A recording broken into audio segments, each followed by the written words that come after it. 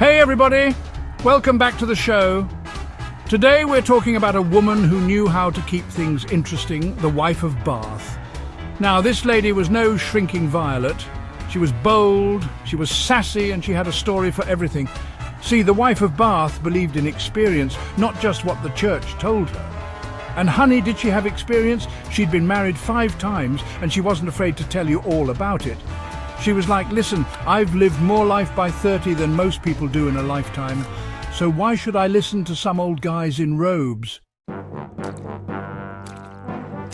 So, let's talk about these husbands. The first 3, she basically ran circles around them. She used her, shall we say, feminine wiles to get what she wanted. Her 4th husband was a bit of a player. But did that stop her? No way. She played him right back. And then there's husband number 5, Jankin. He was younger and thought he could control her. Oh, honey, he had another thing coming. Now, you might think, 5 husbands? That's a lot, even for back then. And you'd be right. But the wife of Bath had an answer for everything. She'd whip out her Bible and find a way to justify it. She'd say, well, King Solomon had like 1,000 wives, and he was considered wise.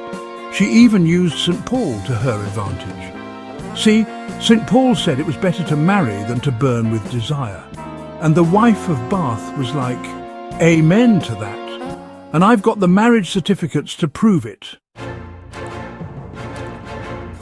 Section 4. Hubby number 5 and the power of a good story. This Jankin he loved to read. He had this book full of stories about bad wives. He would read it to her all the time, trying to keep her in line.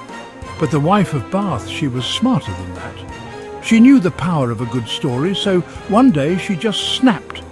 She ripped up his precious book and, well, let's just say things got a little heated.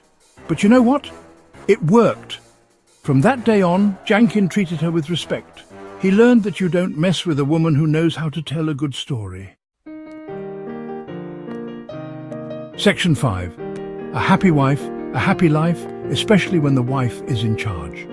So, what's the moral of the story? The wife of Bath believed that a happy marriage was one where the woman had the upper hand. She wanted to be loved, respected, and most importantly, in control.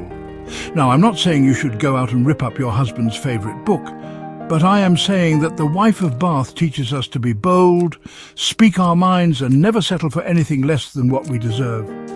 And that's a message I think we can all get behind, right, audience?